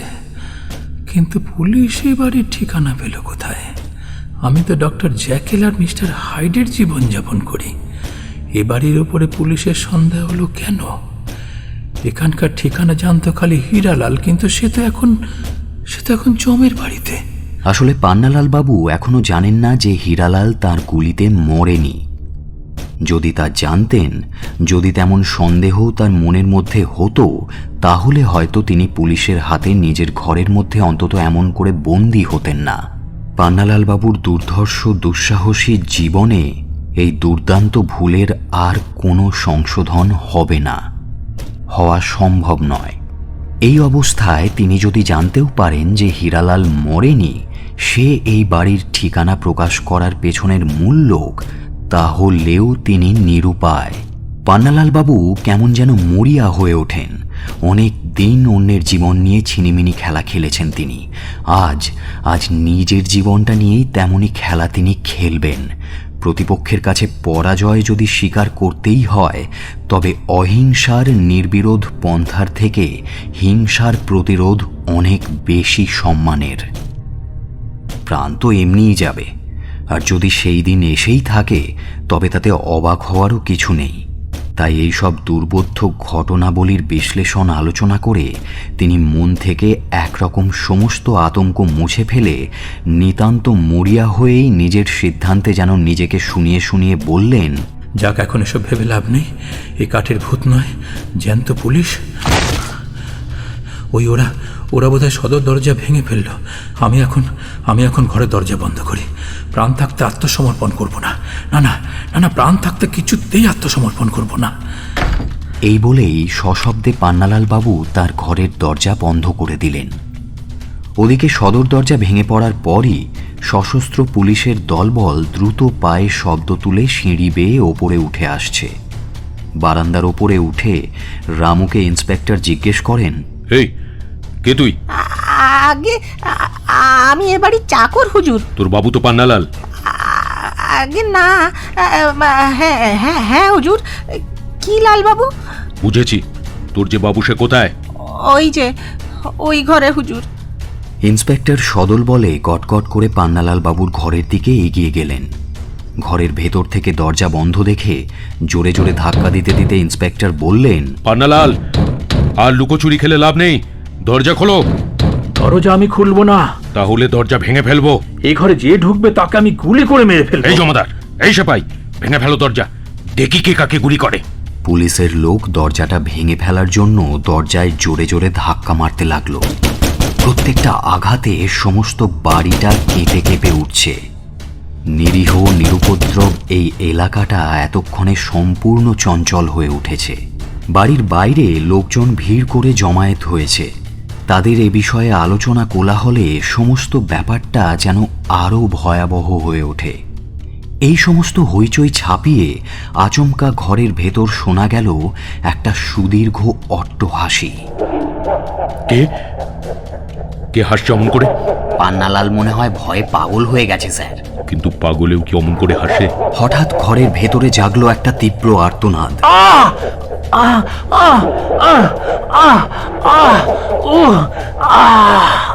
ওটা কি যন্ত্রণার চিৎকার? কি জানি স্যার। দাঁড়ান, আমি দরজায় কান পেতে শুনছি। সাব ইন্সপেক্টর দরজায় কান পেতে শুনে বললেন, স্যার, আমি কি শুনছি জানেন? কে যেন কাঠের পা ফেলে ঠক ঠক করে চলাফেরা করছে স্যার। চলাফেরার নিকুচি করেছে, ভাঙো দরজা। পুলিশের লোক আবার ধাক্কা দিতে শুরু করলো দরজায়। হুড়মুড় করে ভেঙে পড়ল দরজাটা। দেখা গেল পান্নালাল বাবু মেঝের ওপর চিত হয়ে পড়ে আছেন। ঘরে ঢুকেই সাব ইন্সপেক্টর চিৎকার করে ওঠে, স্যার স্যার স্যার, সাপ স্যার, মস্ত বড় গোখরো সাপ, ওই দেখুন। ওরে বাবারে, তা তো দেখতেই পাচ্ছি। মেরে ফেলো, গুলি করে মেরে ফেলো। পর পর রিভলভারের গুলি বৃষ্টি হলো। জানালার সার্সিগুলো ঝনঝন শব্দে ভেঙে পড়ল, কিন্তু সমস্ত গুলি ব্যর্থ হলো। সাপটা কিন্তু মরল না স্যার, জানালা দিয়ে পালালো। তোমাদের হাতে একটু টিপ নেই। আগে স্যার, মানে আপনিও তো রিভলভার চালিয়েছিলেন স্যার। এখন তর্কের সময় নয়, ওদিকে তাকিয়ে দেখো, আসামিকে বোধহয় সাপে কামড়েছে। বোধ হয় না স্যার, কামড়ে ছিঁড়ে খেয়েছে। দেখুন সারা শরীর কিরকম রক্তাক্ত, ক্ষতবিক্ষত। এইরকম করে কি সাপে মারতে পারে স্যার? আগে ওর জামা কাপড়গুলো খুঁজে দেখো, নীলাখানা পাওয়া যায় কিনা। সাব ইন্সপেক্টর মৃতদেহটা নাড়াচাড়া করে জামা কাপড় খুঁজে দেখতে দেখতে বলল, না স্যার, নীলা নেই। কিন্তু একটা জিনিস দেখুন স্যার, এই পাঞ্জাবির ডান পকেটটা কে যেন জোর করে ছিঁড়ে নিয়েছে স্যার। ওই তো ছেঁড়া পকেটটা পড়ে আছে, ওর মধ্যে দেখো নীলাটা আছে কিনা। দেখেছি স্যার, নেই। তাহলে কি রাস্কেল পান্নালাল নিজেই নিজের জামার পকেট ছিঁড়ে নীলাটাকে রাস্তায় ফেলে দিয়েছে? হঠাৎ সমস্ত উত্তেজনা ছাপিয়ে বাড়ির আকাশ বাতাস কাঁপিয়ে বাড়ির বাইরে আবার সেই অট্টহাসির শব্দ শুরু হলো। আবার সেই হাসি, এবার বাইরে থেকে আসছে। আশ্চর্য! এক তীব্র পৈশাচিক অট্টহাসি। স্যার, ওটা মনে হয় ভূতের হাসি। ভূত? আইন ভূত মানে না। দৌড়ে যাও, কে হাসছে তাকে ধরে নিয়ে এসো। হয়তো ও ব্যাটাই নীলাটা চুরি করে নিয়ে সরে পড়েছে। ইন্সপেক্টর এবং দুজন কনস্টেবল ছাড়া আর সকলেই ছুটলেন নিচের দিকে। অট্টহাসি ক্রমে দূর থেকে আরও দূরে ক্ষীণ হতে হতে মিলিয়ে যাচ্ছে।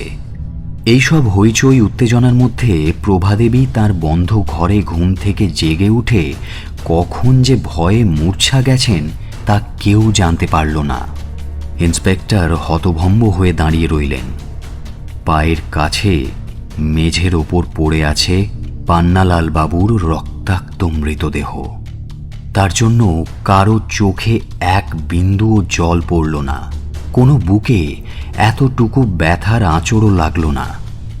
দূর আকাশের কোল থেকে আরও দু একবার সেই বিকট হাসির প্রতিধ্বনি কানে এসে একেবারে মিলিয়ে গেল। আর সেই নীলা, কে জানে, হয়তো সেই সুদূর সাঁওতাল পরগনার পর্বত গুহায় সেই অদ্ভুত দেবতার 12 ফুট উঁচু কাঠের মূর্তির গলায় সেই সর্বনাশা নীলা এতক্ষণে আবার ফুটিয়ে তুলেছে তার সর্বনাশা সম্মোহনী দীপ্তি। আর তার নীল গায়ে লেগে রয়েছে রাঙা রক্তের দাগ।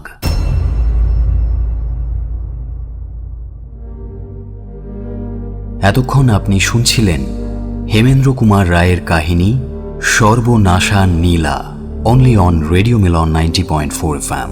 Do like, share and subscribe our YouTube channel for more audio stories and press the bell icon for notification. পান্নালালের ভূমিকায় অভিনয় করেছেন দীপক, হীরালাল এবং পুলিশ ইন্সপেক্টরের চরিত্রে অভিক, সোহনলাল এবং রামুর ভূমিকায় অপূর্ব, প্রভার ভূমিকায় রীতি, গল্প পাঠে এবং অন্যান্য চরিত্রে সায়ন, নাট্যরূপ দান চিন্ময়, পোস্টার ইলাস্ট্রেশন অপূর্ব, সমগ্র পরিচালনা এবং ধ্বনি পরিকল্পনা সায়ন। আগামী সপ্তাহে আরও একটা নতুন গল্প নিয়ে হাজির হব আমরা। শুনতে থাকুন রেডিও মিলন 90.4 FM।